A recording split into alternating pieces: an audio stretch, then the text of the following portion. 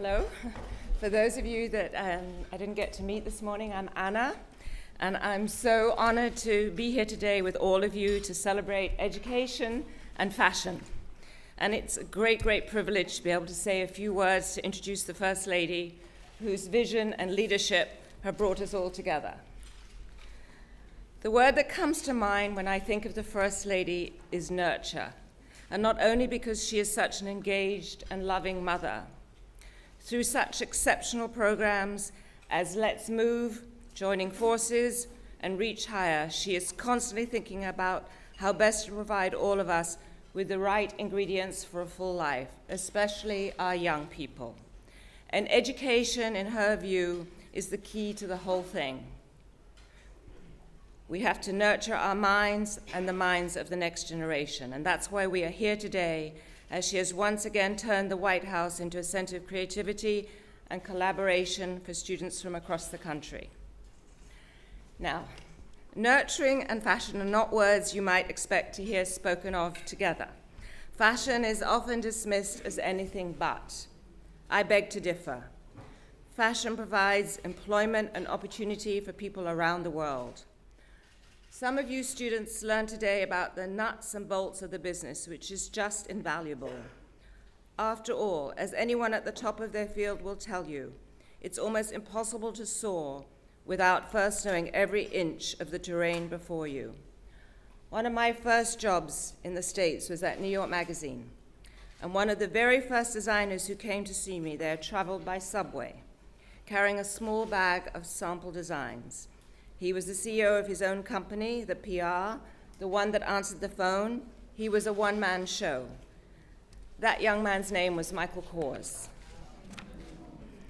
But fashion nurtures our culture in other ways as well. As I've seen time and time again, it can be a powerful instrument for social change, raising awareness of causes from AIDS to breast cancer to hunger. Fashion also allows us to think about who we are as individually and as a society, and to be creative and bold every single day. In the end, it really doesn't matter if you follow the latest trends. What matters is that you feel your best, ready to tackle anything. I think the First Lady is the perfect embodiment of this basic truth, and as such, she has certainly been a great, great source of inspiration to me, and I'm sure to all of you. It used to be that I would come down here to DC. I felt I represented an industry that was decidedly unserious. I was the woman from New York in the funny clothes who kept insisting that fashion mattered. The First Lady, with her confidence and elegance, has shown us all that you can engage with the vital issues of our time, and you can do it with a style and authenticity that can make a difference for families all across the country. But she can probably explain it the best. And so, ladies and gentlemen, please welcome the First Lady of the United States, Michelle Obama.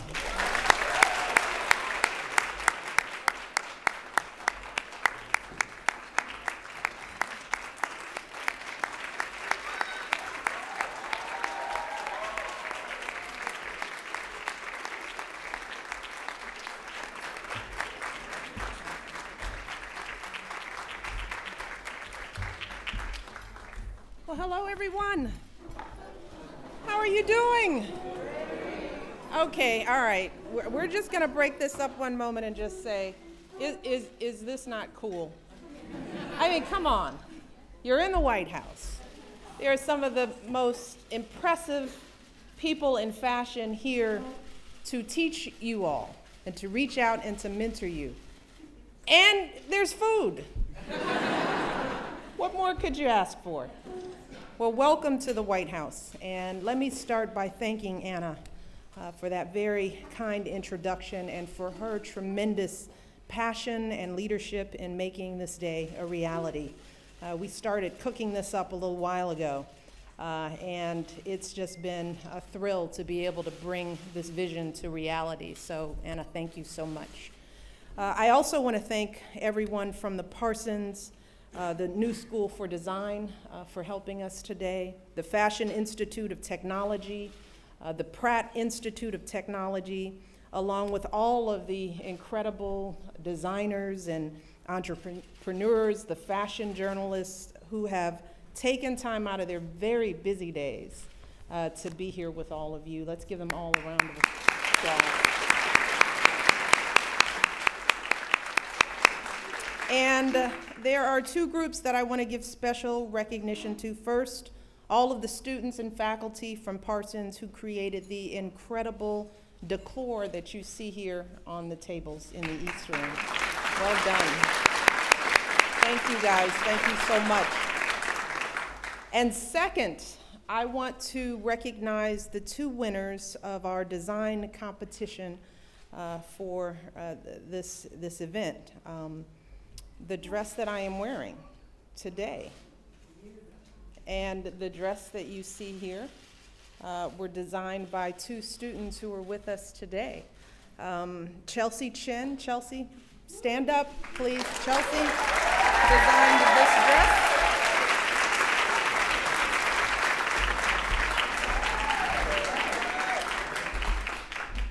Great job. And Natalia Koval. Please stand up. Natalia designed this dress. Well done. Oh, did it switch around? Natalia designed this dress. Chelsea designed that dress. Well done. Good job. They're both students at FIT.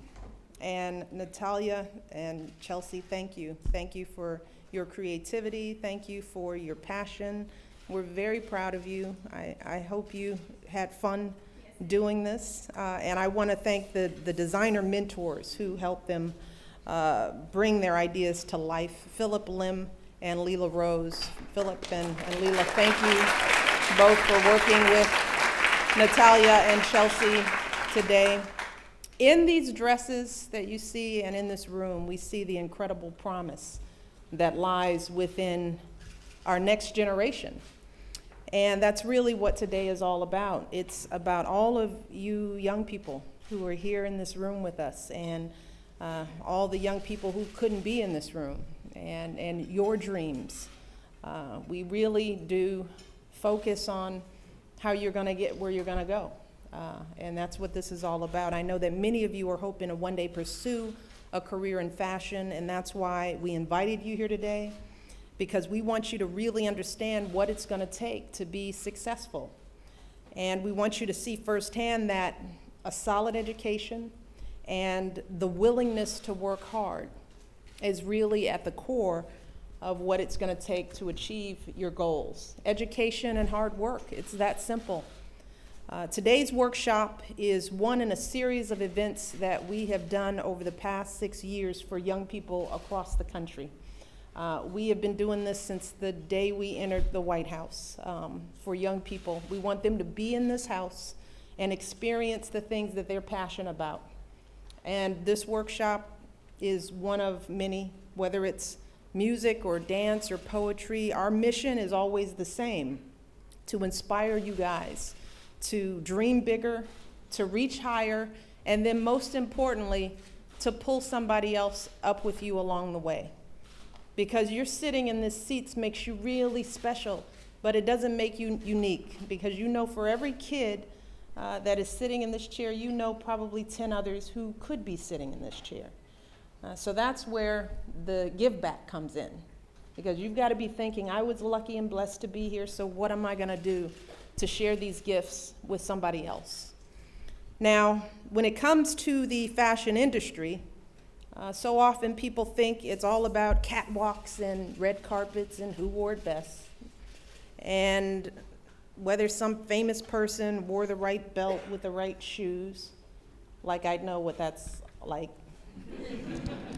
But the truth is that the clothes you see in the magazine covers are really just the finished product in what is a very long, very complicated, and a very difficult process, as I've come to learn working with many designers.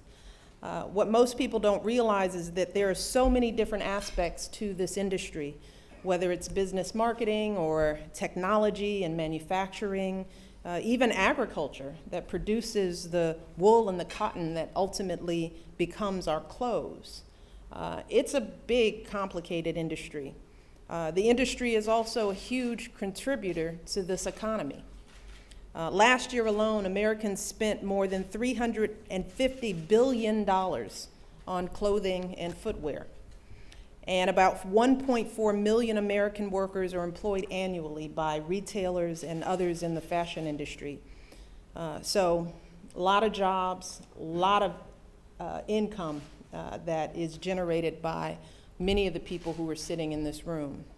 But for so many of you, whether you're already in the industry or aspiring to be there someday, I know that in the end, fashion is really about passion and creativity. Just like music or dance or poetry, it's what drives you. It's what gets you out of bed each morning. It's what you write about in essays in school and what you read about in the news. It occupies every ounce of your daily lives. I know this because with creative people, that's what their passion does. It makes everything else worthwhile. Fashion is about so much more than just a pretty pair of pumps or the perfect hemline. For so many people across the country, it is a calling, it is a career, and it's a way they feed their families. So that's why we thought it was important to bring the industry to the White House and to share it with all of you who are coming up in the next generation.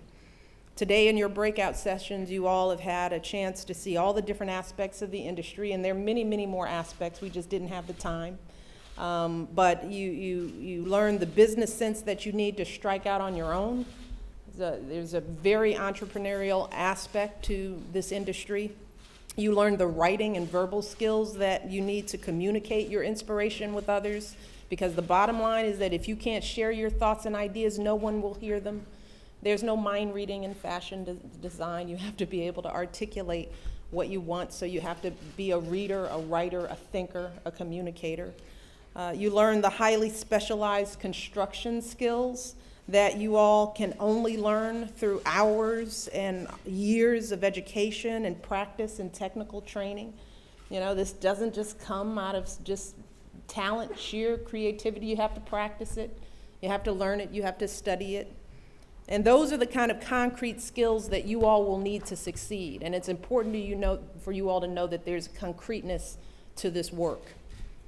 And it's easy to lose sight of that. Because it's easy for us to look at the accomplished people in this room and think, well, it must have been easy being Jason Wu, right? Jason's like, not so much. That the style and the creativity have just flowed from these people since the day they were born. It's easy to think that it's easy. But these folks will tell you that that's never really been the case. What they have learned over the course of their illustrious careers is that the path to success is rarely ever easy or obvious. Instead, they know that in order to exceed, they know that you have to be prepared, that you've got to hone your skills in a college or at design school. You've got to be willing to take some risk, and you also have to be prepared to fail a lot. All these things are essential for the journey. And that's true for fashion, but it's true for everything else. Risks, failure is a part of being great. So embrace that. Don't fear it. And the most important thing you've got to do is work and work and work and work and work. That's it. It's hard work. Sorry. Years and even decades before you can achieve your goals. Just take Sarah Blakely, for example. After she graduated from college, Sarah worked at Disney World, buckling in people into their seats for the rides. Dag, Sarah. Sarah did that for a while, and then she went on to sell fax machines for an office supply company. And then she got this idea, and she took a risk. She devoted her entire savings, $5,000, to start her own company. She spent 2 years planning and researching her new business ideas in the nights while she was still selling fax machines. She pitched her idea to factories and mills, asking them to help her make the product a reality, and of course she was turned down again and again and again. But finally, a manager at a factory liked her idea, And today, 14 years later, Sarah's idea, Spanx, is a multi-billion-dollar company with products selling in more than 50 countries. So,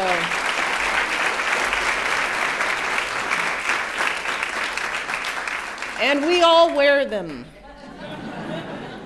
with pride. And then there's my friend Maria Cornejo, who grew up in Chile, knitting and sewing clothes for her dolls. When she was 11, her family fled to England as political refugees. And Maria didn't speak a word of English, and she says she always felt like an outsider. But then she realized that she could make a career out of fashion. So she went to design school, and she studied fashion and textiles, and she started her own business. And today, Maria's got a company based in New York. She won a National Design Award for fashion. She is one of my favorite designers. She's earned fans all around the world, and she is probably one of the sweetest, most gracious people that I've met over the course of these years. So to all of you guys in this room, I want those stories, the stories of Sarah and Maria, and I'm sure there are many, many others as you talk to people at your tables. I want those stories to show you that there's no magic to being successful in fashion or in anything else. What is required is a willingness to work long nights, to suffer through rejection and failure, to rise above all of that, all the doubts and the fears and the anxieties, whether you come from, the city, the suburbs, no matter who you are, where you come from, all those feelings are natural. It's a natural part of life. Maybe you do feel like an outsider. Maybe you've been told that your ideas aren't any good. Or maybe your family doesn't have much money. Maybe you're the first one in your family to go to college and you're wondering whether you're even gonna make it. Whoever you are, wherever you come from, I want you to again know that those worries and doubts are natural. It's okay. Every single person in this room, including me, everyone who has been successful at anything has doubted themselves and has had someone else doubt them. But what successful people don't do is let their doubts and fears shut them down. That's what you cannot do. They brush off the doubters, they brush off the haters, they reach out for help, which is key. They use those emotions to inspire them to work even harder to create their own futures. So today I want all of you to know that you belong here. You belong right here in the White House. Yeah. So look, you belong right here next to Jason Wu and Anna Wintour and Narciso, and I could go on. You belong here. This is your home. So own it, okay? Because if you can sit at these tables and spend this day here and meet with all these great people, then you can do anything. But you have to know that. And you have to tell yourselves that every single day. Remember this moment, and remember that the First Lady of the United States told you that you can do anything you want to. And we're counting on you. We are proud of you. Your president is proud of you. He knows this is going on. He's just a little busy. So I want you to take advantage of this day. I want you to network with each other. I want you to continue working hard, and know that failure is a part of the growth that you will need to be great. So we are so pleased to have you here. And if you feel like this day was special, it's because we think you all are special, and you all are worthy of the efforts that we put in to making this day special for you. So thank you, guys. Thank you so much.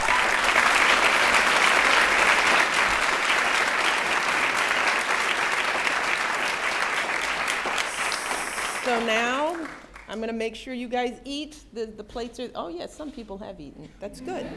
That's good. Make sure you continue to eat, and I'm going to pass the stage on to Liliana Vasquez, who is going to introduce our panel. And I know you guys are still fired up, ready to go, ask questions, all that good stuff. So Liliana, please come up and join me, and you can introduce the panelists.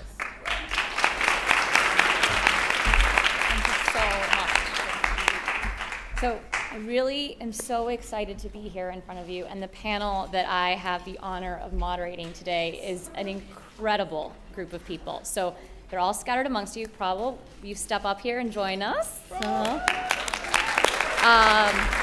Jason, there's Jason right there. Diane, who's at table 9. It's a fabulous table.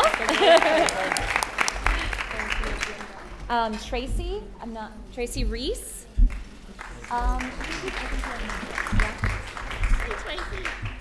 And then Edward, where are you? I've been hanging with you all day. Isn't this a great panel? I know. And then Jenna Lyons. She's right in the front. And then give you the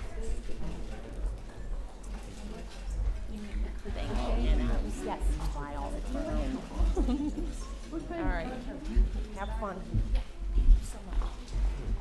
All of your seats have names.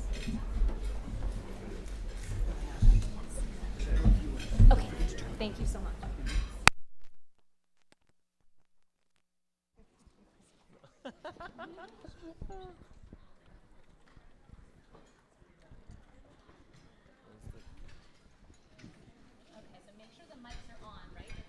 Hello? Hello. Hello. Okay, so really quickly, I want you guys just in one quick sentence. Hello? Hello? Hola. You want me to use the wireless? Hello. I think Diane's is actually not working as well. Mine isn't either. Neither is Edward's. Oh, now it is. It is. Okay, there we go. Now we have audio. So really quickly, nope, still one more. Yeah, neither is Edward's. You want to raise your mic if it's not working. Hello. Hello? Good? Hello? Hello? Jenna, you good? I'm good. Jason, good? Yes. All right. So really quickly, if you guys could just introduce who you are and what you do. Probably we'll start with you. Hi everyone. I'm Prabal Gurung and I'm a fashion designer in New York. I'm Edward Wilkerson. I'm the creative director of Lafayette 148. I'm Diane von Fürstenberg, and I'm an old fashion designer. I'm Tracy Reese. I'm also a fashion designer. I'm Jason Wu, and I'm a fashion designer. I'm Jenna Lyons. I'm a designer and creative director at J. Crew. Perfect. Thank you, guys.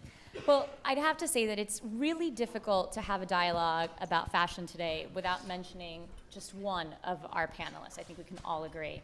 They are easily some of the most respected and recognized names in this business, and I could probably spend just the next hour listing the accolades of just one of them.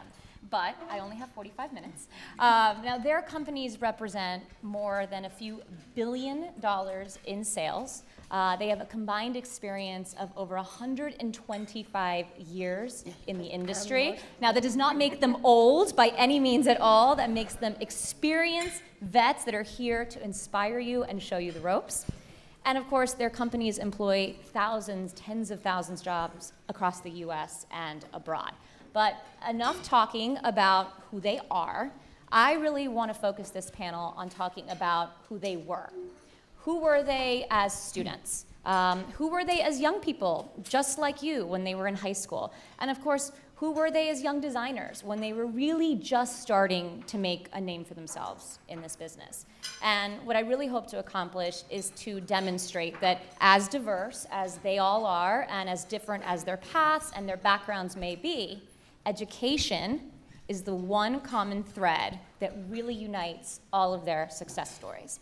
So you guys have had very storied careers, and I know there's been a lot of special moments, but going back to what Mrs. Obama said, what has been the coolest moment that just made you stop dead in your tracks and say, wow, I cannot believe this is happening to me? Could have been when you were younger, now. What's that one kind of moment where you thought, okay, I got this?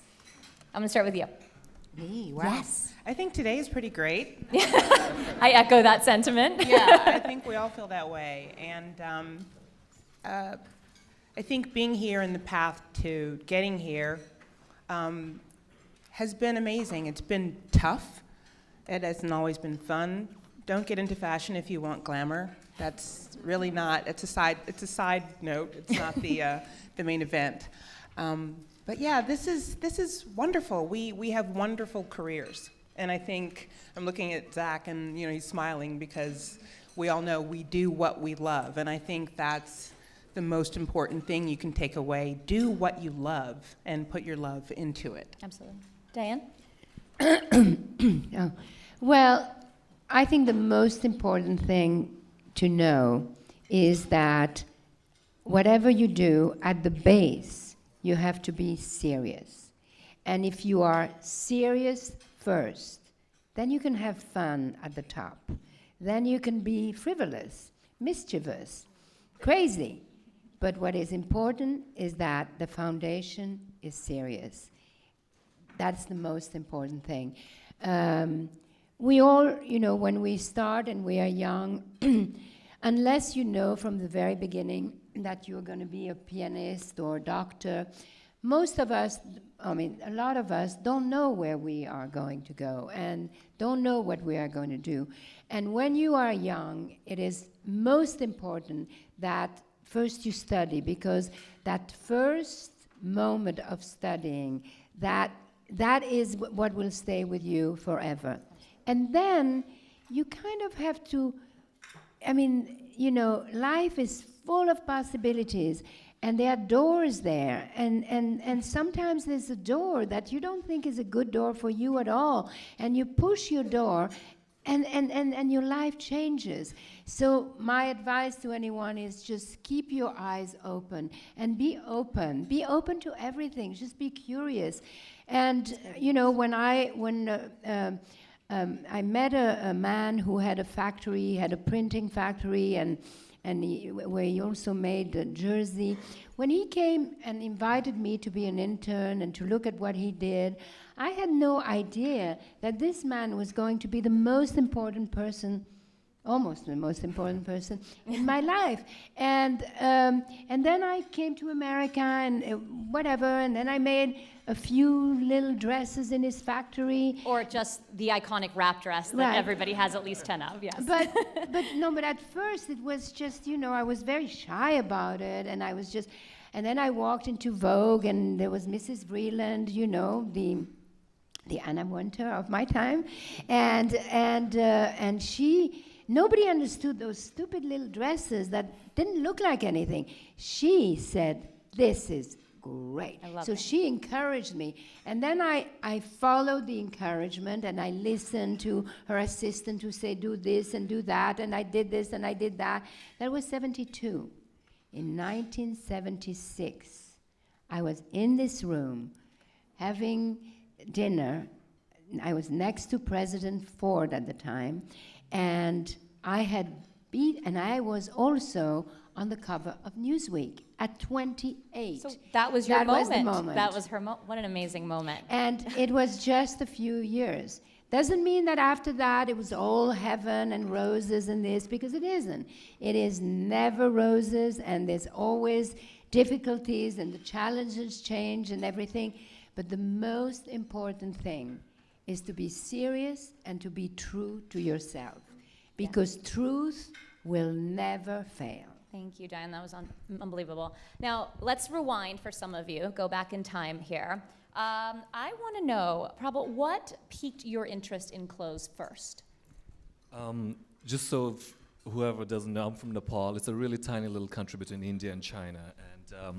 And so when I went to an all-boys British Catholic school, and I was very different from the rest of the boys there, and all I wanted to do was, sketch and just I was pretty much lost in my own world, and I was told early on I was very different, in a good way, in a bad way. Good way from my family, in a not so great way from my peers, and so that's what I, kind of understood, that the thing that I had was I was different. I was constantly told I was different, and that led me to discover different things. That led me to discover, pushed me instead of to the, let's say, the sports field. I went to the library and I started exploring more. And my first, even in Nepal, was a Vogue magazine. And it was there that I think, I just understood, or kind of like, was excited about it. So this was way back in the 90s. And then I was always kind of, I think the thing about fashion at that time, I didn't know whether it was going to be my career, because everyone back home in Nepal, I'm probably the first fashion designer from Nepal. And then, like at the time when I told everyone, besides my family was very supportive, but when I told everyone that I wanted to come to America, I'd never been to America, and I traveled everywhere else. I'd never been to America, and I applied to Parsons School, and I told everyone, I want to study fashion, and everyone was like, well, that's a good hobby, but what do you really want to do? So that was the thing. That's how it started for me. So, And I'm sure others here have heard that same expression where, oh, that's a great hobby to have. But how do you really, start to turn that more into a career? Now, Jason, I know you started designing dog clothes. Is that correct? Well, so you had tiny itty bitty designs. Well, I mean, I can relate a lot to Pablo's story because I definitely grew up different, and my brother was very athletic, and I was very not. I'm still not. So no, I mean, I just I wanted to have dolls like during my birthday, and I wanted pretty things, and it wasn't really so cool in Taiwan. People were like, "Oh, that's weird," and it was weird, but I learned to accept that over the years, that being weird is fine, and being weird is good, and being weird makes you you. Makes you unique. And it took me it's easier said than done. It took me many, many years to realize that. I don't even think I realized that until I was in my 20s. I just felt like, well, I guess I'm stuck with me, so I'm going to be the best you I'm going to can be the be. best me I can be. But definitely it was really coming to America that I realized that there were so many opportunities that you could do and be whoever you want to be, and for me to be sitting here in the White House in front of Mrs. O and all of you is really, it's a life-changing experience. I think it is. Now, Jenna, you have incredible style. Now, in high school, I definitely made a lot of fashion mistakes. What would you say was the best and worst trend when you were in high school? Oh, God. I got the hard. I had asymmetrical hair. It was not a good look. That was probably the worst one. I feel like I didn't get a good question. Can I answer their lots question? coming. You want to answer? I want to answer their, because I think it's amazing. You have an incredible story. Well, Why don't you listening to their stories, what is amazing to me is I had no idea. I'd actually not heard your story, but listening to Feeling Different, I think, I don't know if any of you have ever felt a little bit outcast. I know that I did. I grew up with a genetic disorder, which was awesome. I had conicular teeth, which if you don't know what that means, my teeth looked like little posts, little round, that was not so fun. And I had huge bald spots in the back of my head, which I did not even know I had until I heard the girls whispering behind me saying, "Oh my God, look at her head." And so I was pretty much teased pretty mercilessly for most of my young age, and I thought that I was also super skinny and really tall, and so I thought that I didn't have any sense of who I was or what I looked like or my size, and so I was shopping the big and tall section, which there was no, J-brand jeans and tall skinny, like that did not exist, so I looked a little strange at school. I was dressed in gigantic clothes, and it was strange. Anyway, I took a home ec class, which I don't know if you guys know what that is. It's home economics, where you learn how to balance a checkbook. I failed that part. Do you guys know what home ec is? It's home ec. Yes? Yeah. Okay. Well, the older people in the room definitely do. And one of the things we had to learn how to sew. The cooking part and the balancing checkbook part I never went back to. The sewing part rocked. I was really into that. But what incredible was that we actually had to make something for ourselves, and so I had to measure my own body and actually pick a pattern. And when I did that, I made this watermelon skirt, which I really remember distinctly. And I went to school the next day, and like the most popular girl in school, Darlene Patterson, asked me, I remember, where I got my skirt. And it was the first time anyone had ever given me a compliment about something that I had not only done, but how I looked. And I realized that not only was it fun for me to actually make it, but I realized how transformative the experience was, and how feeling good about myself really made me feel better just overall. And so it made me want to be able to do that for my life, because it was actually something that not only did it make me feel good, but I realized it was a way I could make other people feel good. I love that. And I think everybody finds their way to fashion in such different ways, but there's also, an emotional connection to it. For you, it was very emotional. But let's go back to talking about how you transitioned from being passionate about fashion or design or clothes, and Can I just say something Yes, of before? course. Because I think it's important for everybody to know from the story of Jenna, is that what I think is also important is that you have to realize that your vulnerabilities are as valuable as your strength. And you have to put your vulnerabilities and your weaknesses and your sense of differences in, in the category of assets. Absolutely. And that's another good trick. Incredible advice.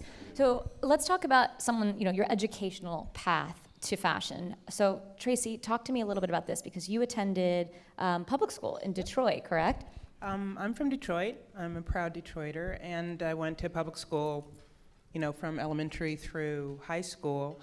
And, I was super fortunate that my mom was so involved in our lives and in our education. And it was important to her that we stay in public schools.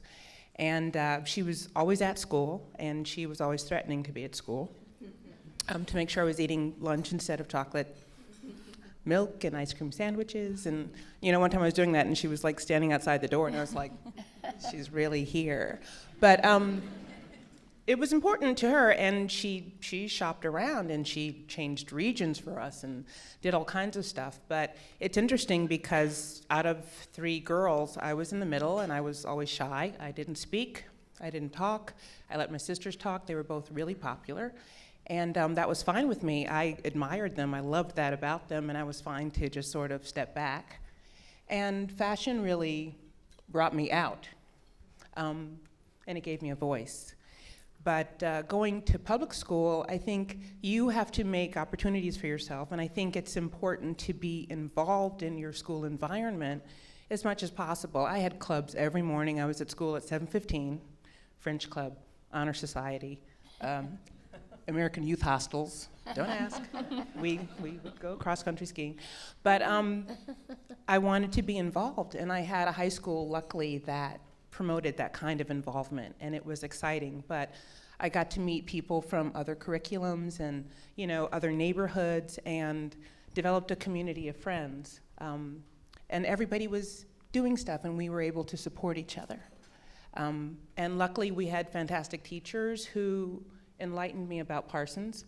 And I didn't think I would be a designer, because same thing, it's a nice hobby, is what you kind of felt or were led to believe. And my mom and I sewed together all the time. We made outfits, and we had races, and if you finished your outfit first, you had to buy the other one a metallic belt, a metallic cummerbund belt, because that was the trend.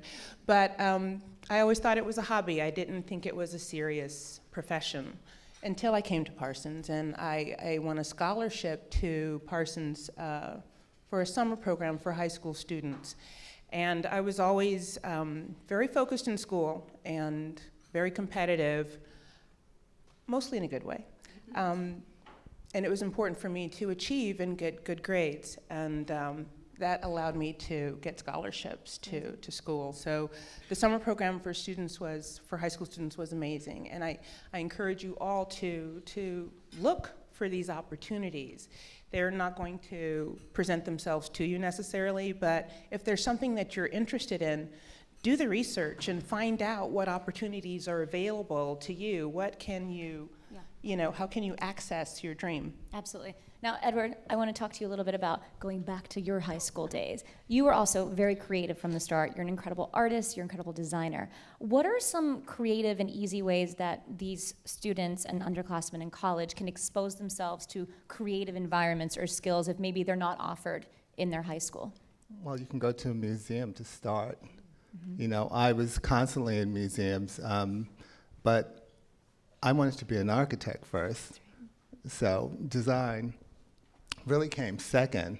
The teacher said, "We don't think this is for you." Really? Yeah. So they discouraged you? It discouraged me, kicked me out of class. He sent me to the principal's office, and he said, "Well, what else would you like to do?" I said, "I'm interested in clothes." He said, "Well, why didn't you go to art and design?" And I said, "Well, they didn't accept me." He said, "I know the principal. Show up tomorrow." That's how it happened. And then I wanted to go to FIT. I took the test twice. No. I got into Parsons with a You guys scholarship. hear that? He just said he took the test twice. You go for an interview. Yeah. And then he got, yeah. Right, and then I got a Exactly. scholarship to go to Parsons. But just going through that kind of exposure my wanting to, exposing myself to different buildings, it was just natural, it was innate. I didn't study architecture. I did for one semester, but it was just something I had inside me, like design. And then into Parsons, my junior year, they said, "We don't think you have what it takes." I heard that one more time. And I was already working. I got my first summer job at Anne Klein in my junior year in high school. And I worked for Donna Karan for 15 years. And then I went on to Calvin Klein. And it was a great experience because I exposed myself to these people. I actually got my job in my junior year by walking up and down 7th Avenue, riding in the elevators, to see who could see my portfolio. Okay, and it's amazing that I didn't get any response from the smaller houses. When I went to Calvin Klein, they said, "Come back in an hour." I went down to Anne Klein, I was hired. Right on the spot. Yeah. That's great. Now, if you guys can all think back to when you were applying to college, for all of these students, it's a really stressful time in life. You know, you're stressed about what school you're going to choose, what program you're going to be a part of, how you're going to pay for college. There's so many things that are contributing to being stressed about it. So as these young people near graduation, what do you think they should be looking for specifically in a program? What did you look for in a program? Jenna, what did you look for in a program when you were starting? I mean, I think what's happened, when I was looking, it was so different than what it's like for you guys now. I mean, when I was looking for a program, there were no choices. You couldn't be a merchandiser, you couldn't be a stylist, you couldn't be a hair and makeup person. None of those jobs, I didn't even know they existed. So I think what I was looking for maybe isn't necessarily as relative to what you guys are faced with now. I think there are so many more choices. There was no internet when I was looking for colleges, so I couldn't Google fashion or Google beauty or any of those things or magazines. I didn't know that you could be an editor at a magazine. I just didn't know. And so I think all I would say is research is probably the best thing, and the good news is there's Google.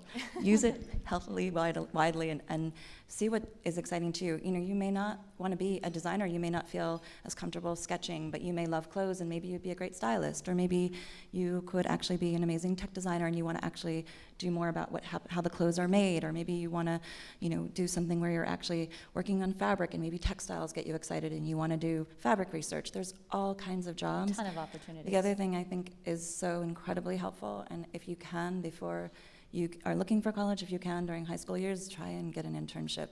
It doesn't matter what level or kind of company, anyone who makes clothes, to see kind of what goes on. And I was actually Edward's intern. Was she a good intern? 24 years ago. And actually, when you are an intern, remember one thing. Be the first to arrive and the last to leave, and they'll notice you. And I think that, Mrs. Obama talked about working hard. I think we all have to be prepared to work hard. I still work hard. I've been in this industry for 30 years, and I know that I'm blessed to be in it, and I'm happy to do the work. And my parents told me when I was a kid, it's like, be prepared to work twice as hard as anybody else to achieve what you want. And that's no joke, and it's not just one of those things your parents say. It's about you rising to the level that you hope to be at, and what it's going to take to get there, and also what it's going to take to feel comfortable when you arrive. I mean, do you know what you're doing? Do every job. Do every job on the way up, and treat every experience like you own the company. If you're sweeping the floor, then be the best floor sweeper. That's right. Make the floor shine. It's true. You have to do everything. I've done every tiny and mercurial task in my company outside of, I'm really not good at the computer. That was before my time. But let's be honest. But I've done everything. I've shipped, I've picked and packed, I've written invoices, I've calculated my orders by hand, because it was before computers. I've cut my production. Mm-hmm. I've sat in factories. I've put hang tags on my clothes and poly bags. I've gathered it up and run to receiving at stores you know, trying to get my foot in the door. I've But rented also, junk vans to hard- drive them. Hard work, don't scare them. Hard work is No, they need to be hard scared. work is actually fun. It okay? If you love It the is work. fun. If you like what you do, Right. it is fun. And the most humiliating moments that you encounter will end up to be your best souvenirs and your best stories when you're famous. Remember Now, that. did everyone on this stage intern during their college experience? Yes. Yes? Okay, so who has a grueling story about their favorite day as an intern that wants to share? Oh, On camera, I don't know. this is being live streamed, remember.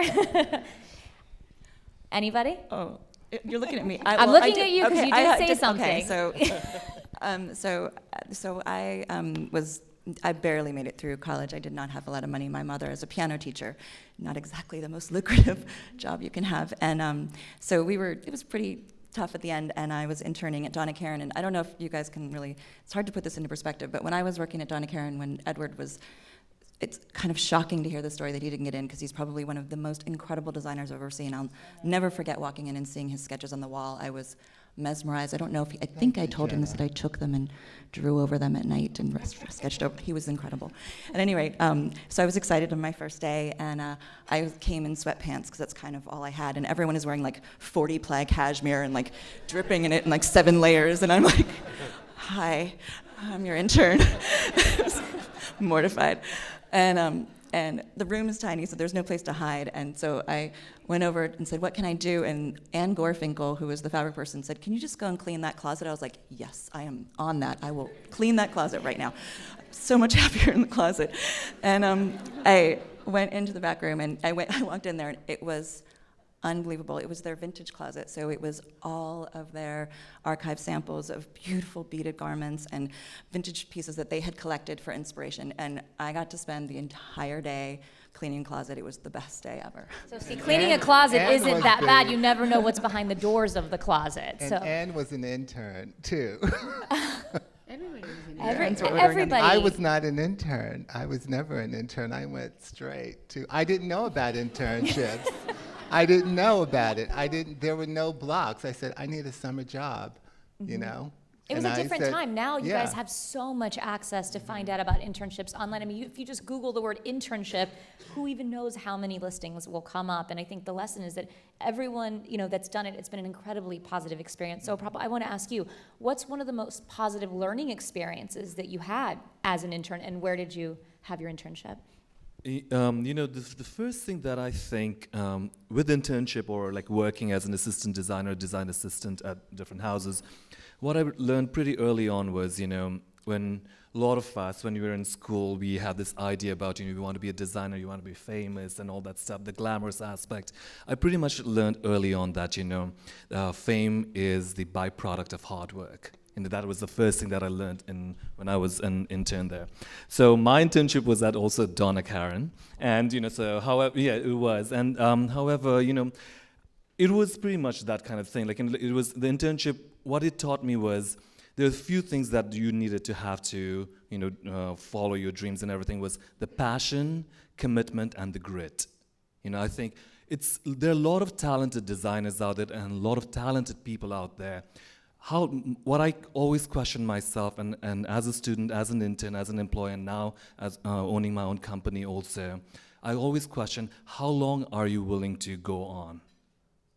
That kind of commitment is what I think is going to take you further, because talent alone doesn't do it, passion doesn't alone do it. I think it's how long, the grit factor is extremely important. So, I mean, for all the students, who are going to apply, I think the best thing to do is research, internship, talk, and explore. And rightfully, all of them have already said, and I'm just reiterating what they said. It's the ability, the willingness to make mistakes. That's the first thing that you need to appreciate it, and just go for it. And that's pretty much it, yeah. And if you get depressed, write your diary. You could turn it into a best-selling book one day when you guys are famous designers. I mean, no, there's no better friend than a diary when you're depressed, because you can just download it.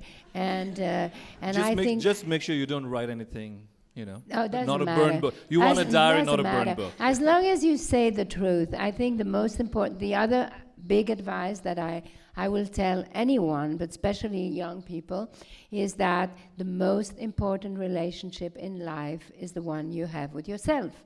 And if you have that, and if you are your best friend, then, you know, it's just much easier. And any other relationship after that is a plus and not a must. I have to tell you, I learned so much from my interns that I have, you know, because of the technology today, that they teach me so much. They actually enhance my work. So, you know, we welcome interns at our office. So let's talk. Oh, sorry. Go ahead. On one more word on interns, because internships are so important, because you get to go into a company and decide if it's really for you, if this work really is something that you want to do, if it's what you thought it was, if maybe what's different about it draws you in even more. And you also get to meet people, network, and show people the best of you, you know?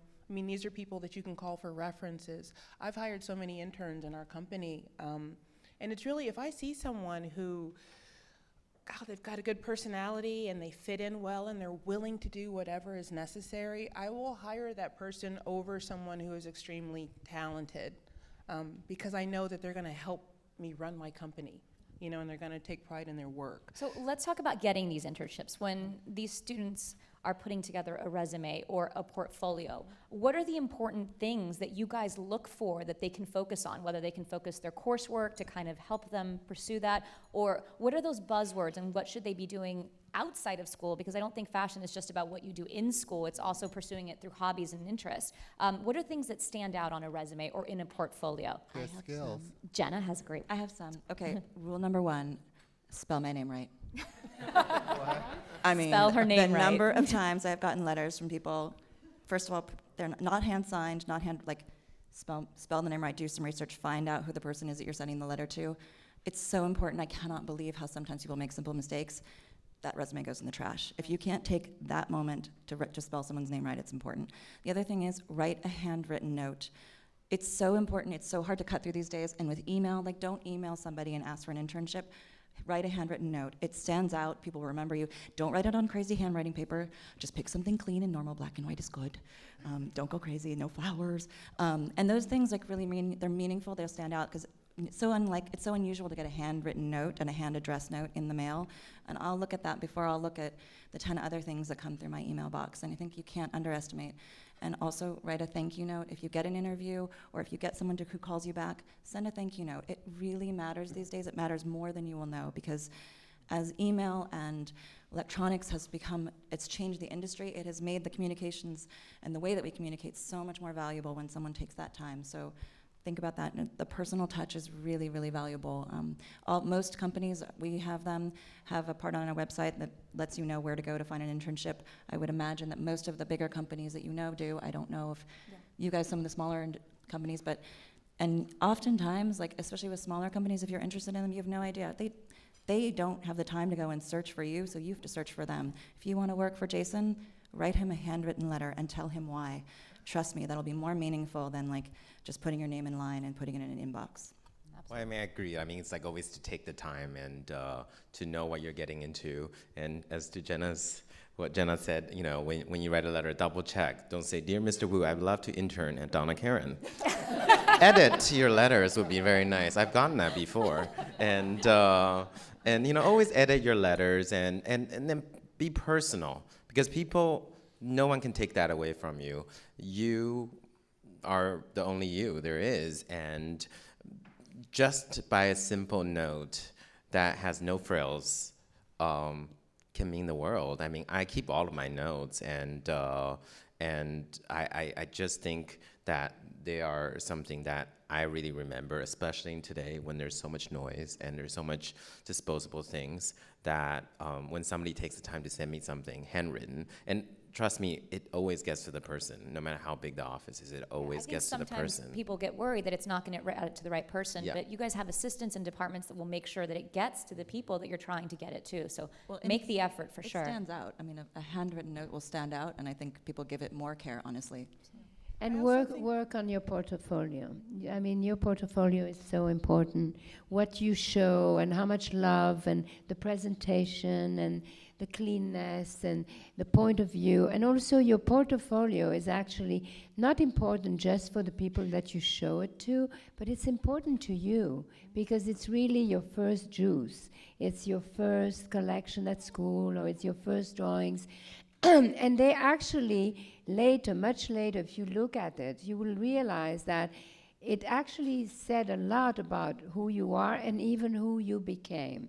So your first portfolio, your portfolio is very, very important. So love it, treat it with respect, make it beautiful, improve it, and cherish it. It's a Cherish diary. it. You don't need to have one for an internship. It's You a should love it. diary. You should want to look at it all Treat the it time. like a Now, diary. we've talked about technology a little bit and how it's really changing this industry. So with technology, I'm guessing a lot of new jobs have emerged, and not everyone in this room wants to be a designer. Jobs have gone. And have gone, yes. And I was talking to a group of students earlier, and just in that group, somebody wanted to be a stylist, somebody else wanted to be a fashion merchandiser. So knowing what you know about the industry, what are some of the new careers that are emerging that maybe we didn't have a chance to be a part of, but that all of these students, when they enter the workforce, will have that opportunity? What are some of the newer career tracks that maybe they could think about following? I think, now, besides, there's a designer, there's a technical designer in the design field. There's like so many aspects to it.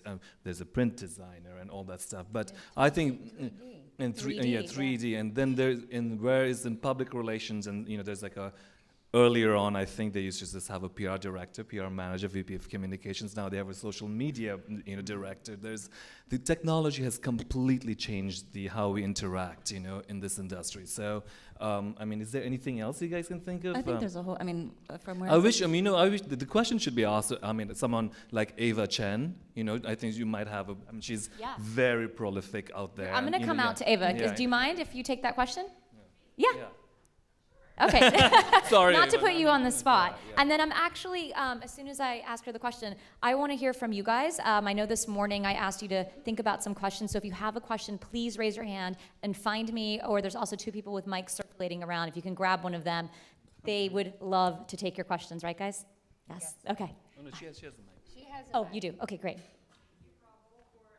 Here, I'll bring you mine. No, I just think she's brilliant. I love being put on the spot very spontaneously with absolutely zero preparation. I think but you're that's brilliant why I at love it. you. So, I think you are brilliant at it. That's why. So, Prabal brought up the very, very good point of social media, and all of you guys in this room, being high school and college students, I'm sure are on Facebook, Twitter, Instagram. I know all the designers here in the room as well are all obsessed with Instagram. So that is a career path that's opening up for so many young people right now. In our office, we have a social media director named Virginia Nam. She came to us from Rebecca Minkoff, and it was her job literally to be behind the scenes with Rebecca, tracking her every move, taking pictures, tweeting, Instagramming, doing Vine videos, Snapchatting for her. And it's a 24/7 job. All of you guys who are on social media know it doesn't turn off ever. But it's an amazing opportunity. And every designer sitting up there, they have a social media department as well. And all the designers are on social media. One word of caution as students, if you are on social media, just remember that you're leaving kind of digital breadcrumbs of your personality. This is kind of not really answering the question, but You are on record. you're on record basically, and it's not uncommon for us, for instance, when my assistant actually I found through social media. She followed me on Twitter, and then she sent me an email that basically was like, this is so embarrassing. I had tweeted like, I can't get this horrible song out of my head. Just to be honest, it was a Maroon 5, like Adam Levine song, and it was like stuck in my head, and I was like, if I hear this song one more time, and she wrote me an email that was like, I have that song stuck in my head too. And then she introduced herself, and she talked a lot about Lucky and why she loved the magazine, and she made it personal, as Diane mentioned. And so we kind of connected through social media. So if you use it wisely, you can find a job as well, but don't use it indiscriminately. Don't post pictures of yourself doing things you wouldn't want your teacher or your mom or your future boss to see. That is Your all. children. So, thanks. And can I add one thing to the social media? I can't even tell you that some of the best people on social media are incredible journalists and writers. So these are not people that are just funny because or interesting because. A lot of them studied English in college. You know, a lot of them are storytellers. So you get to craft a voice in college and study and take classes that create that for you so that you can go on to do the social media path as well. Thank you so much. Sorry to do that. Okay, she's tweeting right now. Okay, so who has a question? Because I know, oh, here, I'll come to you. Will you say your name and introduce yourself and tell me what school you're from? My name is Heaven. I'm from Richard Wright, and I just want to know, like, when you make your outfits or your designs, what goes through your heads? What do you think about? You know, for me, a lot of times I'm thinking about the customer, the person that I hope is going to wear the clothes. That's a big part of it, and super important to me. Sometimes you have an inspiration, you saw a beautiful painting, you travel to some place amazing, there are colors that, you know, you saw on the beach or in the city that inspired you, or wonderful textiles.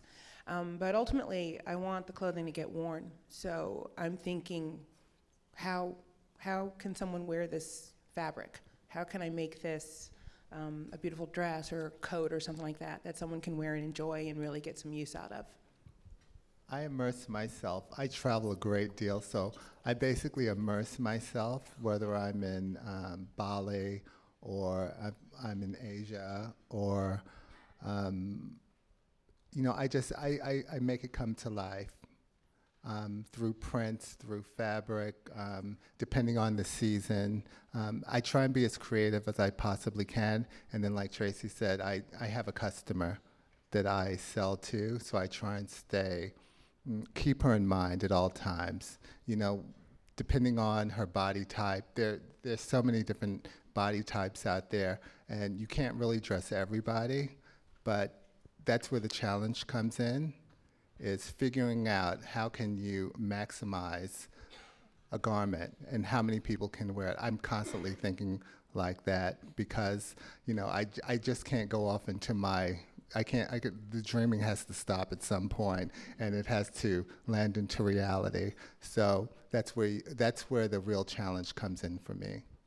Thank I mean, you. for us designers, it's generally, I always call it like, I call myself, like, we're kind of like blenders, and we take all the experiences that we experience, not just visual things, but things that we experience, things that we hear, and things that we see, and things that we feel that may or may not happen within our industry. In fact, don't look for inspiration just in your field. Look for outside of the field, because I think that's when you really find fresh ideas, and you take all of that, and that's what I'm thinking, and that becomes your work.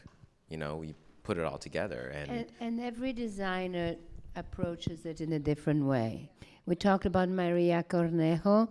She's all about geometry. I mean, were you good in geometry? I mean, her construction of her clothes are so incredibly clever and wonderful. Somebody else comes from another.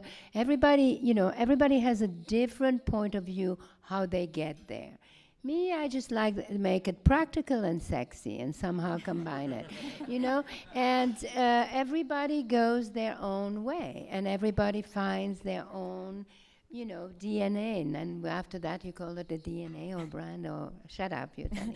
All right, we have one more question, table 9. Make it a good one.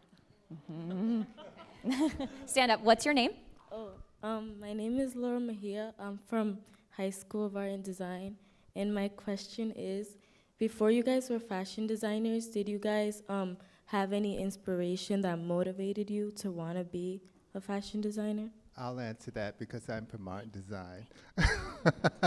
And art and design has great teachers. You're in the fashion design department? Oh, it's wonderful. And my teacher, my draping teacher, is the one who actually encouraged me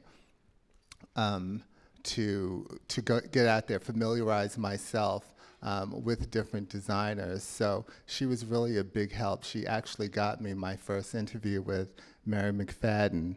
And from there, I felt like I could do anything. Okay, and I actually think we have time for one more question. You had a question? Hi, go ahead and stand up. Tell us your name and where you went to school. Hi, my name's Edison. I go to the Baltimore Design School. And I was just wondering, one thing that's always worried me when I start to think about it is, how do you get started into the whole process of getting an internship and getting your first job? And in a way, I suppose, how much paperwork is there going to be? I'll take that one. Thank you. I mean, so most companies, like I was talking about a little before, on the website, if you go to most companies' websites, at the bottom of their website, there'll often be a little thing that says "Contact us." Just click on that and write an email to, because you're going to get just an HR department at that point, and you can just say, who do I write to, or what does your internship look like? Do you have an internship program? Because you first need to find out if the company even accepts interns. Not all companies can take them, so you can do in an email. And then once you get that information, then you can ask, who in fact do I address this to? At that point, then when you find out that there's somebody, a point person, then you can actually go ahead and write that proper letter by hand, spell their name, ask the spelling 10 times, and go ahead and then send a formal request letter. I mean, I blanket bombed, I sent many, but the other thing is most often the schools will help you do that as well. I went to Parsons, and Parsons had a board and a person in the office who would help you get connections to the people who were looking for interns. So oftentimes the colleges will have access. If you're in high school and you're looking to get an internship, you're gonna have to do a little bit, there's not a lot of paperwork, it's not hard. We're not looking for paper pushers. We're looking for people who are interesting and creative, so we're not really interested in making you fill out a bunch of forms and all that. It's pretty straightforward. Well, we'll work you hard to the bone. And Diane, I think you wanted to Yeah, add to that. I just want to say one thing before we wrap up, because we talked about many things, but we forgot to mention the word dream. And I think that dream is the most important thing. And we happen to be sitting today in the White House that was built on a dream, and with a president and a first lady who made their dream come true. And we are very privileged to have you as a president and as a first lady. And I want you to thank you very much, because it's dreams that will make us go forward. And so don't ever forget to dream, and just you'll make your dream come true. Great, thank you. One more question? Brilliant. So before we end the panel today, I want to play a quick rapid fire question game for you guys. Prepared very, very important questions to have you answer. So we'll just go down the line. I'm going to start with you. So I'm going to call out the question, pretty much a one-word answer, okay? Because we're a little pressed for time. Ready? Favorite class in high school? None now. Sorry. I would say draping. Draping. Okay.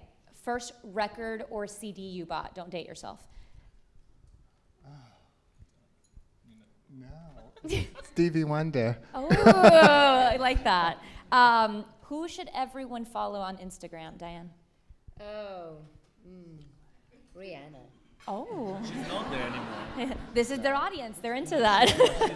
Oh, she was banned from Instagram. Oh, no? I don't know. Yeah. Yeah, there was, yeah. Okay. Who should everyone follow on Instagram? Michelle Obama. Michelle Obama. Yes, I love that. Okay, here's a better question. What did you wear to your prom? I made a dress in white silk file with gold piping. Ooh, do you have a Yes. picture? It was a flapper dress. Somewhere. You should post it on Twitter so they can all see it. Yeah. Yeah. Jason, if you were a teacher, what would you teach? Pastry. He is a sweet tooth. Jenna, what book did you read in school that really positively shaped who you are today? Positively. Or just that you loved, that they should all read? Oh, a book that you should all read? I'm going to say The Fountainhead by Ayn Rand. Great. Okay, back to you. What language do you wish you could speak? Chinese. I wish. Yeah, seriously. I do. I mean, I think it's, that's the thing. It's like the most important. Absolutely. Edward, favorite dessert? Sorbet. Mango sorbet. That's a light one. Jason, favorite dessert? Macaroon. Okay, Diane, what person do you wish you could take a road trip with? Oh, alive, right? Yes, alive. Otherwise, I would say Leonardo da Vinci. Alive, the president? I'm wondering if she can make that happen. You would go along for a ride as a passenger. What is the last song you downloaded? The last Prince album. Was it I'm good? an old school Prince fan. Yeah, it is good. What's your favorite word, Jason? Cool. Okay, and Jenna, what's a surprising hobby you have that we might not know? I was going to say Yeah, that I thank can say you. in public. Jason just told me I should say lumberjack. I'm going to go with that. Lumberjack. Okay, then besides your iPhones, what is one thing that all of you do not leave home without? My backpack, it has everything there. So yeah. Edward? Oh gosh, I kind of take everything with me all Tissues the time. today because of your allergies. Yes, my allergy medicine. My camera, I mean, that's the most important. My Canon camera, I always have it with me. Mints for me. I just threw myself in there. Go ahead, Tracy. Lipstick. Man purse. A man purse. A man person. Jenna? A purse Oh God, I thought I was going to be the different question. I don't know. I always wear this ring. It never leaves my hand. There you go. All right. Well, thank you guys so much. Thank you. Thank you. And also, thank you to all of these incredible students for letting us be a part of your day. This is, I know, an amazing experience for you, but it is really a privilege to have spent this day with you. So thank you guys so much, and thank you for everyone that asked questions. I'm going to pass it over to our beautiful host, Mrs. Obama. Thank you all so much. Let's give our panelists another round of applause. Liliana, thank you. You did a great job. Oh, well, I don't know about you, but that was pretty fascinating. I mean, I am not interested in developing a career in fashion, and I found it riveting, so I hope you all did too. Now, let me just say one thing. If I were you all students sitting in here, I would be either writing somebody in this room, I'd be getting a card, I would get my personal notes together right now, because my letter would be addressed to whoever. I was one of the students that was at the White House panel. I attended this workshop. We sat in the lunch. I mentioned something that they heard or a quote, and I'd say now is the time to this is an opportunity. This is a door. And so all of you are competing with each other. And now you've got to think about how are you going to use this opportunity. Just don't sit here and eat the lunch and take a nap and go to the next workshop, but figure out how you're going to turn this into the next thing that you want to do. You guys have the easiest step into a lot of these internships, because my guess is that they're going to remember you, right? And don't be shy. Networking is the key. The people who are successful are the people who are willing to reach out and say, hi, my name is X. You met me here. Let me tell you something about myself. Look a person in the eye. Speak clearly. That's what's going to get you to the next step. So the question now, your next challenge is, what are you going to do after today? What are you going to do with this opportunity? And if you're not going to do anything with it, then give it to somebody else. Okay? Give it to somebody else, somebody in your class, somebody in your school, a sister, but don't waste it. Okay? This is really special. So make the most of it. It won't be the last door that you have access to, but this door is real different. And you have to think, when's the next time I'm going to be invited to the White House? Because I think about that all the time. I tell my kids, take a look around now, because you may never get invited back here again. So, but I want to thank everyone here for making this dream. This was really a dream of mine in so many ways, to have this industry and all those who have supported me, who do so much for people to make us feel beautiful and ready to get out there. Let me tell you, fashion plays an important role in my confidence. My ability to do my job is really linked to how I feel about what I'm wearing. So this is some big stuff. So I'm grateful to all of you for everything you've done for me, everything you've been willing to do for these young people. And let's keep thinking about what more we can do. That's always, what's the next step? So I am grateful to you all. I hope you guys have enjoyed the day. I think there's more stuff to come. I was supposed to say something. Have I said everything I'm supposed to say, Meredith? Okay, all right. You guys, take it easy. Enjoy yourselves.